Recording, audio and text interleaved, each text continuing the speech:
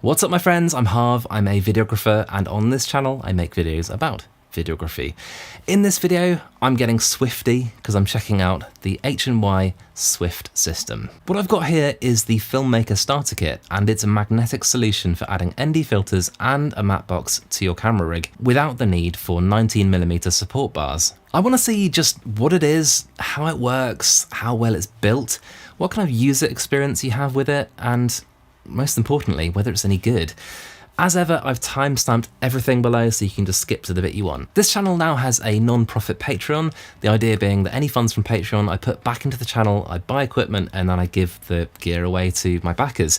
If that's of interest, if you want to be, in for winning some gear, definitely check it out, it's linked below, and the cost is just the cost of a cup of coffee. So what is the Swift system from H&Y? So here I have the Swift system attached to my Sony a7 IV, and there are several different components.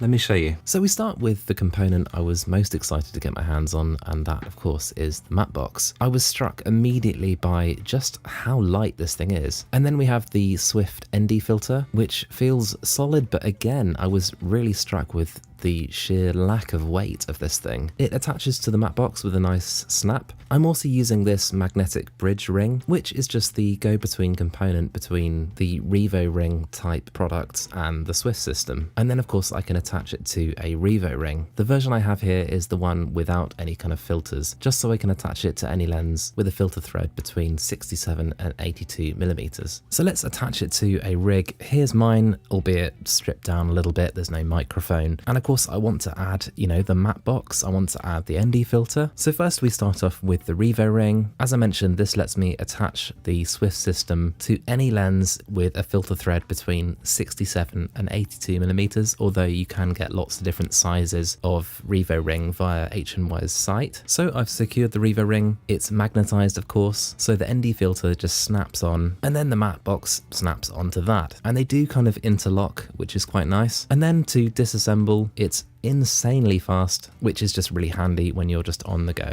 This system is not just for videographers. There are lots of other accessories that are more suited for photographers, landscape photography in particular, as you can get graduated filters and that kind of thing. Next, on to build quality, and on the whole, the Swift system is made from either aluminium or thin plastic, so it's super lightweight, and I guess it has to be, because you're relying on magnets to hold everything in place. The design is really sleek and well thought out. Design elements I particularly like are the indents you get on the Swift adapter and ND filters, so that the matte box snaps smartly into position. I also love the smooth and precise action of the Swift ND filter. It's a great design. Next, onto the user experience side of things, and I found that shooting run and gun, I found it really easy just to kind of whip my camera out of the bag and grab the matte box and just snap it on, and that's it. I mean, the whole point of it being magnetized is the practicality factor, isn't it? I found that going around, the thought of getting more contrast in every shot was well worth, the extra effort of bringing it along and the time it takes to attach it. If you already own a Revo ring adapter,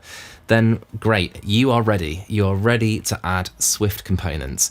However, if, like me, you own the ND and polarizing version of the Revo ring, things get a little bit more tricky. So this original Revo ring ND and polarizing filter is already magnetic, which is just brilliant forethought on H&Y's part.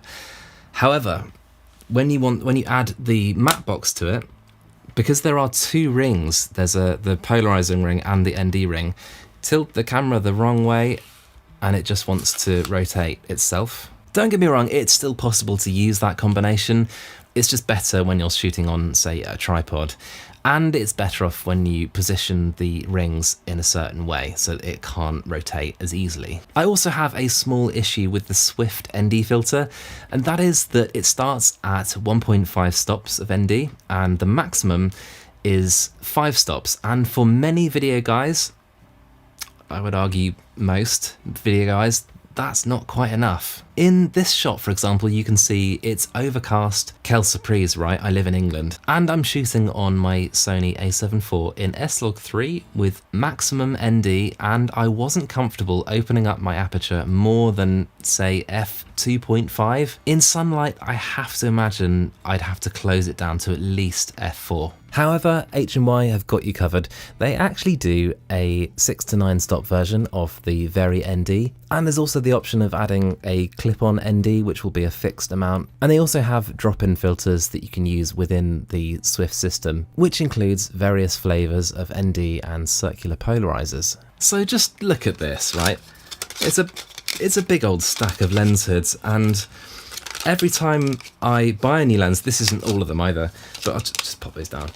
And every time I buy a new lens, the lens hood just goes straight on there unstacked. Now, being a video guy, I'm probably never going to use those lens hoods because we like putting ND filters on, and that's kind of annoying because, you know, I definitely will be going around and getting shots, and sometimes you'll come up against flaring, at least reduced contrast. You can see where I'm going with this.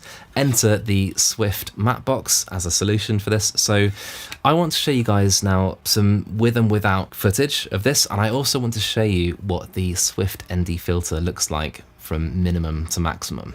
Let's do it. So in this shot, I have the matte box attached, and mid-shot, I'm just gonna take it off and see what kind of effect that has on our footage. And boom, straight away you can see massive difference to the contrast. The shadows now look really quite washed out, and looking at them side by side, what a difference. You don't even really need to look at the waveform to see the huge amount of contrast and information lost in those shadows. One thing that I know lots of you are going to ask about in the comment section is there an X pattern on the Swift ND? And no. Going from minimum to maximum ND, I couldn't pick up any kind of X pattern. If you can see some vignette, well, that's from the lens I'm using, which is the Sigma 50mm f1.4. Anyway, now it's time for my pros and cons, and I'll start with the pros because I'm a glass half full kind of guy. So firstly, the pros, and I love the excellent, very thoughtful design of this system. The convenience factor is just off the scale. The build quality is really good throughout, and I love how lightweight it is. This is just such an innovative concept. I heard rumblings about this project when I first reviewed the Revo Ring, and I was excited. The matte box makes a significant difference versus without it. Big surprise, right? But you know, that's what you want. I couldn't detect any kind of X pattern from the Swift ND on its maximum setting, and that's always a good thing. And then the cons, and the Swift variable ND is only 5 stops. I'd argue it's not the most practical when you use this new system with the original Revo Ring ND, but for me at least, it's workable. Finally, to my opinion, and obviously this is a really cool system that's going to really appeal to run and gun video guys over, say, cinematographers with larger, heavier rigs. I suspect H&Y wished they'd come up with the Swift system before the original Revo Ring dropped, but you know, hindsight, and it doesn't stop it from still being just excellent. Obviously, I prefer an ND filter with more stops of ND, not just 5, but what can you do? It's still a really good ND filter. It's well designed, it's really super light, so you know, it's really just a minor thing. So really the best thing for me about the Swift system is the convenience factor. One thing that I didn't touch on in my pros and cons is value. The filmmaker kit that I got, which includes the Swift ND, the matte box, and the Revo Ring adapter. That comes to $330, X shipping and customs. And then I also got a magnetic adapter, which is a further $30. So I was really torn as to whether what I have is good value. On the one hand, that's not an insignificant amount of money, but on the other hand, it's a super cool product. And I think really what you're paying for is brilliant design, really lovely build quality, and then there's that convenience. Anyway, that's it for now. I just hope you found this interesting and helpful. My question of the day for you is this: do you think the H&Y Swift system is good value or not? Why? Let me know what you think in the comments section below, and I will see you down there.